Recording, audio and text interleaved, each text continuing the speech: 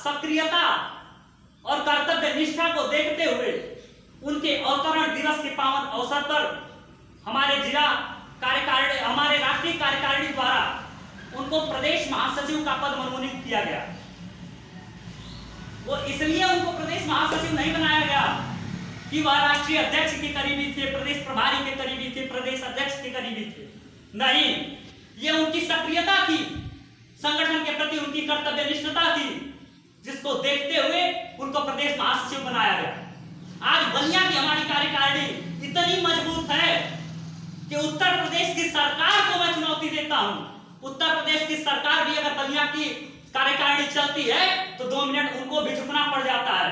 बलिया के कार्यकारिणी में आज 5000 से अधिक सदस्य ब्राह्मण स्वयंसेवक संघ से जुड़कर कार्य कर रहे हैं। उसी प्रकार इन सारी चीजों से सीख लेकर के हमें मऊ के कार्यकारिणी को भी उसी प्रकार मजबूत बनाना है। जब मैं संगठन को स्थापित हुए केवल 6 महीने या 7 महीने हुआ था, जैसे कि हमारे बड़े भैया डॉक्टर अवनीश पांडे जी ने बताया, तब मैं इस संगठन से जुड़ा था। बहुत अधिक उम्र तो नहीं थी, पर बड़े भाइयों का साथ था और एक हौसला था मेरे मन में कि मैं इस संगठन से जुड़कर इसके लिए कार्य करूंगा और एक दिन इस पूरे जिले में मैं अपनी एक पहचान स्थापित करूंगा। आज मैं आप लोगों को बता दूं कि इस पूरे उत्तर प्रदेश का कोई भी ऐसा ब्राह्मणवादी संगठन नहीं है और उसके राष्ट्रीय अध्यक्ष या राष्ट्रीय नेतृत्व करता नहीं है जो मुझे न जानते हो या मेरे संगठन को न जानते हो। और इसलिए नहीं, मेरे संगठन को वो इसलिए नहीं जानते क्योंकि मुझे जानते हैं, मुझे इसलिए जानते हैं क्योंकि मैं मेरे संगठन को जानते हैं। और मेरा संगठन आज इतना सक्रिय है कि आज सारे संगठनों के मुंह पे चुप्पी हो गई है, सिर्फ ब्राह्मण स्वयंसेवक संघ परशुराम सेना की वजह से। कुछ ऐसी ही सक्रियता के साथ हमारा संगठन आज पूरे भारत में कार्य कर रहा है। जब हम लोगों ने पहली मीटिंग की थी यही सदर, आपके मऊ सदर तहसील के शिव मंदिर पे, वह मीटिंग मुझे याद है पंडित मनीष महाराज जी के नेतृत्व में रखी गई थी और उन्हीं के आयोजन में रखी गई थी। देखिए, मनीष महाराज से भी कुछ देर पहले मेरी वार्ता हुई थी, जो कि यहाँ आने वाले थे, किसी कारणवश वो अभी घोसी में फंसे हुए हैं, वो यहाँ नहीं आ पाए।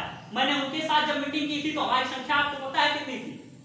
केवल 5 की संख्या में हमने इस जिले में पहली मीटिंग की थी और आज इस जिले में लगभग हजारों सदस्य हमारे इस संगठन से जुड़ चुके हैं। हर ब्लॉक, हर तहसील की कार्यकारिणी कहीं न कहीं गठित हो चुकी है और जिले की कार्यकारिणी एक मजबूत कार्यकारिणी के साथ हमारा संगठन जिले में कार्य कर रहा है।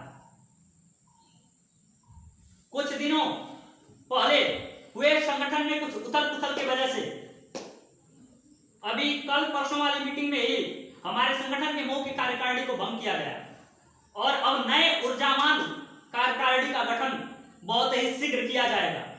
आज इस बैठक का मेरा उद्देश्य यही था कि जो भी नए लोग इस संगठन से जुड़ना चाहते हैं, हमारे परशुराम सेना ब्राह्मण स्वयंसेवक संघ परिवार से जुड़ना चाहते हैं, मैं उनको बुलाऊं, संगठन के बारे में बताऊं, संगठन की कार्यकारिणी कार्य कैसे करती है मैं बताऊं, जिससे आप सबके मन में एक नई उत्सुकता हो, आप लोगों के अंदर एक नई ऊर्जा भरे और आप लोग भी एक सक्रियता के साथ संगठन से जुड़े।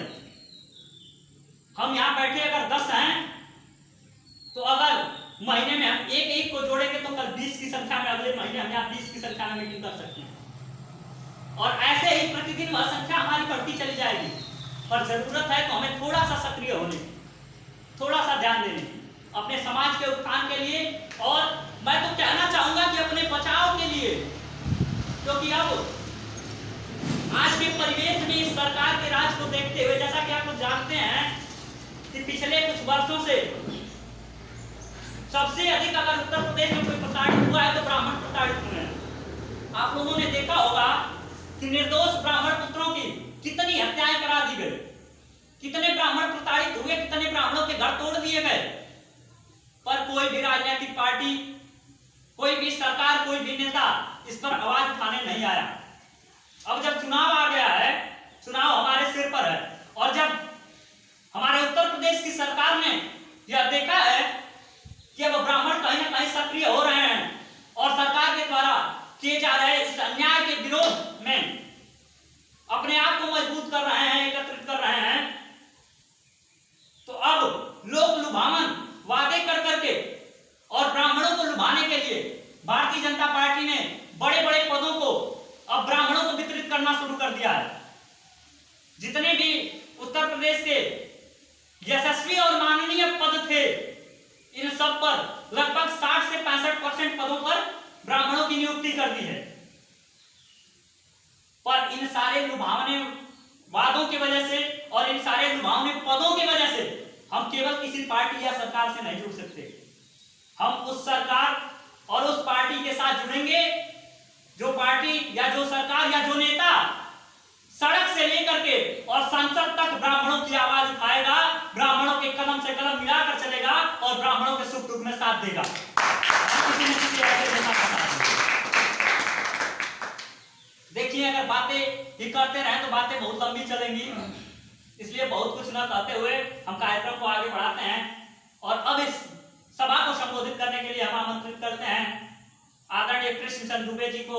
आप आए और ब्राह्मण समाज के उत्थान के लिए 2 शब्द करें।